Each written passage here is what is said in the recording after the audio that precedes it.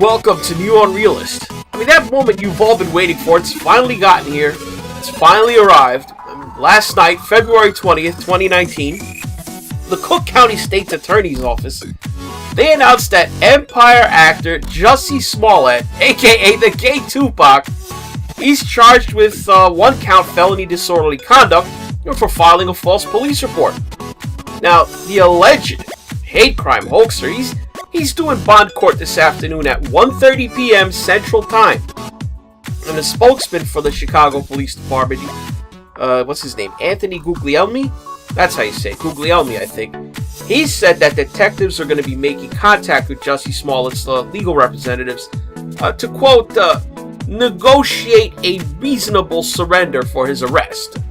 Now, also, we learned yesterday about that legal team that Smollett is assembling, that Mark Geragos, yes, because you can't have a celebrity-involved case, no high-profile cable news TV case, until Mark Geragos is retained by the defendant. He's like that defense attorney Tanner Bolt in the movie Gone Girl, the guy portrayed by Tyler Perry. I mean, you're a celebrity, you're charged with a crime, you have to hire a celebrity lawyer, I guess. I mean, the stereotypical liar for hire kind of lawyer. You know, Geragos, he's represented people like Michael Jackson, Winona Ryder, Gary Condit, Susan McDougal, Scott Peterson, Chris Brown. This is the guy who you send out there to argue your case in the court of public opinion on CNN, or to go on with Larry King or Greta Van Susteren. You know, any lawyer, they can do the in-court role, you know, arguing your case, but you need a Mark Geragos to handle your media inquisitors, because once you're charged with a crime, the tables turn even on a liberal or a celebrity, because everyone wants the gotcha moment that trips up the guy in the defendant's seat. Well, anyway, once the people that were staking out the Cook County Courthouse grand jury room, they saw the Osendiro brothers walk in those doors yesterday afternoon, and then the CPD spokesman Guglielmi came out. He announced that Smollett was now a suspect in a crime, filing a false police report, and that detectives were presenting evidence to the grand jury. Yeah, at that point, you knew it was coming within hours. The thing that people have been worrying about is, will we get a Jussie Smollett perp walk sometime today? I know a lot of you are looking forward to that, but from what I understand, it looks like Chicago Police Department does not do perp walks. I'm sure people will be staking out the Bond courthouse, though, because like I said, he's supposed to appear there. But, you know, had it been a federal charge, you know, say for the threatening letter, the feds do perp walks, and I think that's the only way we'd have gotten one of those. But now that is the other shoe that we're waiting for to drop. I mean, CBS's Chicago affiliate, they report that they have two separate sources claiming now that the brothers told police that Smollett was involved in creating the now infamous threatening letter. The letter with the return address of MAGA and the letters cut out of the magazine. Now, if you recall from one of my earlier videos on Jussie Smollett, I mentioned that police seized a magazine, stamps, and a piece of paper with a handwriting sample on it as evidence from the Osendiro brothers' residence when they raided it. You know, that threatening letter, it also contained a white powder when it arrived at the Cinespace Studios in Chicago. So when the cops were called, the responding officer, when he opened the letter and found, you know, the white powder, he had the studio evacuated and called in the hazmat team. The FBI responded with one of their top chemical agent experts. I mean, this is a guy with years of experience with this stuff, including WMDs. And laboratory analysis concluded that the white powdery substance was actually acetaminophen. I mean, that's the generic name for Tylenol, aspirin. So, I mean, this is serious business. They called in a lot of resources, hazmat team, FBI, WMD expert. I mean, this is nuts. You had a terroristic threat sent through the U.S. mail system, a white powdery substance, I suppose, intended to cause panic, and it caused the evacuation of Smollett's workplace, the studio where they film Empire. Scaring the hell, one presumes, out of the employees, the cast. You know, when you got cops telling you to get the hell out the building, and then they call in federal officials wearing hazmat suits. Now, let me tell you something about the Postal Service inspectors and the FBI that they're working with on that. They're going to nail Smollett. I mean, they'd nail him on their own.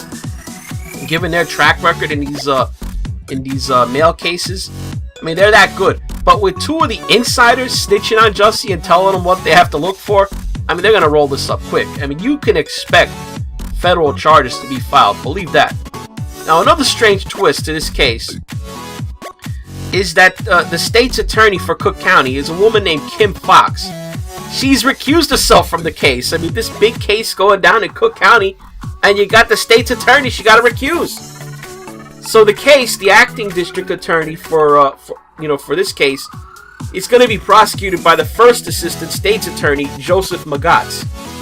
Now, it looks like what happened is Fox, she was helping out one of Smollett's family members, I think that's the story, helping one of them hook up with people in the Chicago Police Department who were close to the investigation. Now, naturally, that's going to smack of a conflict of interest if the lead prosecutor in the case is a family friend or somehow connected with Smollett or his immediate family, and they're providing aid and assistance related to the case to Smollett, whether directly or indirectly. Yeah, it wouldn't look right. So yeah, I mean, everything is all cozy with Smollett, who seems to have a lot of friends up and down the Democrat Party, both in Chicago and with the National Democrat Party. You know, and that's going to bring me to the last point I want to make related to this case. The role of the media, or really big tech, in initially trying to suppress people who were casting doubt on Jussie Smollett's story. You remember 3 weeks ago when this saga began, if you didn't believe Jussie, it was, you're doing conspiracy theories. I mean, the best example of this was when Instagram forced Donald Trump Jr. to take down a post questioning Jussie Smollett's version of events. I mean, the son of the President of the United States forced to delete a wrong-think post or lose access to his Instagram account. So this self-appointed role that social media companies have taken to police so-called conspiracy theories, you know, remember, they took down Alex Jones and InfoWars citing the conspiracy theories fig leaf. Who judges what is a conspiracy theory or not? I mean, what happens when this so-called conspiracy theory turns out to be true? Suppressing people's ability to say what they think, even if they are spewing outrageous conspiracy theories, it's got to be allowed, or else legitimate theories are inevitably going to be suppressed. I mean, for argument's sake, let's say next week, Special Prosecutor Robert Mueller turns his report over to the Attorney General, Barr, and there is no prosecution of President Trump for so-called collusion with Russia. Are the big social media companies going to then go over CNN's accounts and take down all the videos that have anything to do with Russia collusion as conspiracy theories? You know, 2 years worth of news reports. Are they going to have their accounts on social media, CNN and MSNBC, and all these people deleted for trafficking in conspiracy theory? I don't think so. So, I mean, you're looking at unequal treatment there. I mean, Donald Trump Jr.'s post, it was restored eventually as it became clear that the Jussie Smollett narrative did have major holes in it, and Instagram, we made a mistake. But I submit, why are social media companies even doing this? I saw somewhere that YouTube is no longer promoting Bigfoot videos or flat Earth stuff.